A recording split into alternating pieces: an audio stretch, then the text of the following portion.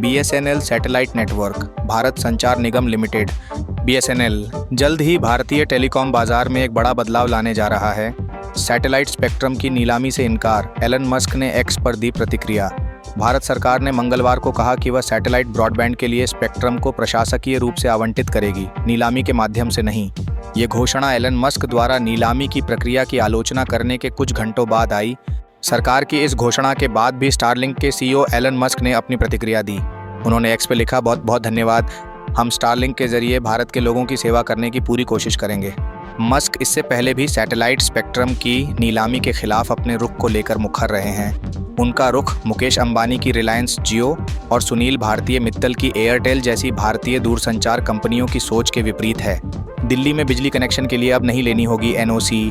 CM आतिशी ने अनाधिकृत कॉलोनियों के लोगों को दी बड़ी राहत। राज्य ब्यूरो, नई दिल्ली। अनधिकृत कॉलोनी में रह रहे लाखों लोगों को दिल्ली सरकार ने बिजली कनेक्शन को लेकर बड़ी राहत दी है।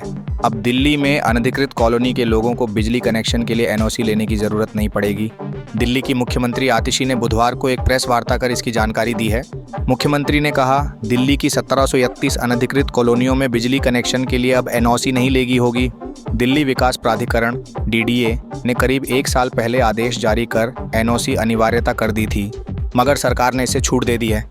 अब कानून अंधा नहीं। न्याय की देवी की आंखों से हटी पट्टी, हाथ में तलवार की जगह संविधान, तिलक मार्ग पर लगी जस्टिस क्लॉक।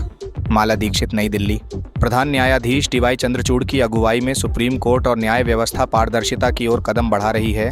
लगातार ये संदेश देने की कोशिश हो रही है कि न्याय सभी के लिए है, न्याय के समक्ष सब बराबर हैं और कानून अब अंधा नहीं है। सुप्रीम कोर्ट में बदलाव हुआ है, न्याय की देवी की आंखों की पट्टी हट गई है और इसके अलावा उसके हाथ से तलवार भी हटा दी गई है।